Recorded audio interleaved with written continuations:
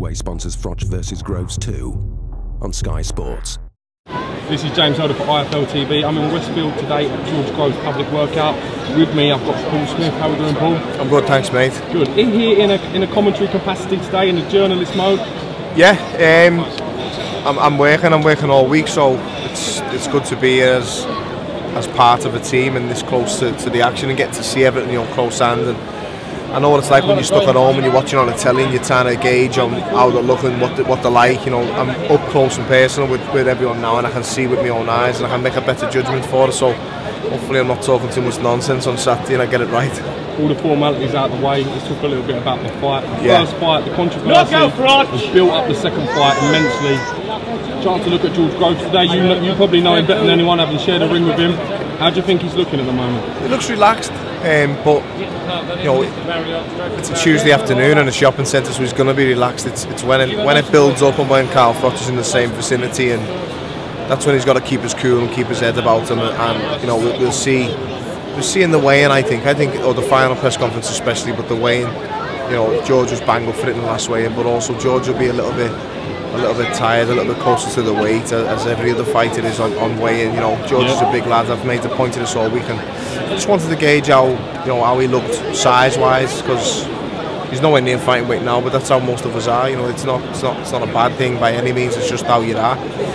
He's a lump. He's a big lad, and it will be interesting to see how he is with the weigh-in. But I'm excited as a fan. You know what I mean? It's a labour. I love the job I'm doing. I'm lucky. I'm being paid to be here, but I'd be here anyway if I could. Also fighting on the bill, James DeGale. Massive chance for him. Huge chance. Final eliminator. Yeah, and I think out of anyone, if anyone's got to impress, George Groves has just got to win. Froch has just got to win.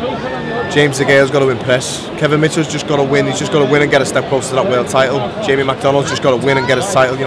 James DeGale's got to impress. He's got to put a statement out there that he deserves to be in the ring with the winner of these two, and that's a bit of pressure as well.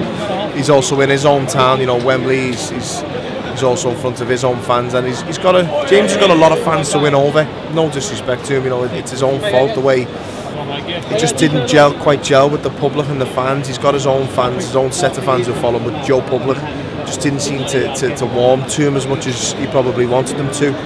But he can change that because he's a quality fighter, and he needs to improve on his PR and put a performance in. And that if he does that, they'll be screaming for the fight anyway. Fans will see him winning a good performance, and they'll call for the fight with the winner out of George and Carl. Do you think George will start as quickly as he did in the first fight, Paul? He came out like pull it out of a gun, to be fair. It's all what ifs. I've said that if Carl wants any success early, he's either got to avoid George like the plague, or go and meet him head on and give it to him straight away and put it on him, because it's going to be hard for him to outbox George Groves in any round, never mind early. I've said time and again, and I might just stick with this. Could be wrong, but I might just stick with it because I think there's more chance of this happening than anything else. I think the pair of them are going to just come out, meet heads on in the centre ring and go for it. I think George is going to have in the back of his mind, I hit him with Everton in the book last time and he still kept coming, and he still got to me in the end. Regardless of whether it was a bad stoppage or not, he had 3 more rounds to do it, and Carl was coming on strong. He was also tired, Carl, but he kept coming on strong. I think George might have in the back of his mind, if I want to get him out there, I've got to put it on him early again, drag him into a fight, and I think Carl will oblige, because he's not going to want to stand off and have a jabber match, because he won't win that, Carl Froch. So we could be in for another haggle of hands, and I've said this again, and these are 2 quality fighters, good enough to do that. They've both shown the vulnerabilities as well, so it will really make for a fan favourite, the crowd pleaser, and again, that's why I'm happy to be on a working capacity, because I would be here as a fan. Indeed. Well, Paul, thank you for giving me a bit of time today, sir. No problem. I look forward to seeing you during fight week. I know how excited you are as a fan, as well as here on a work capacity, mate. I am, definitely. Thanks for giving us a bit of time. Thank you. Cheers.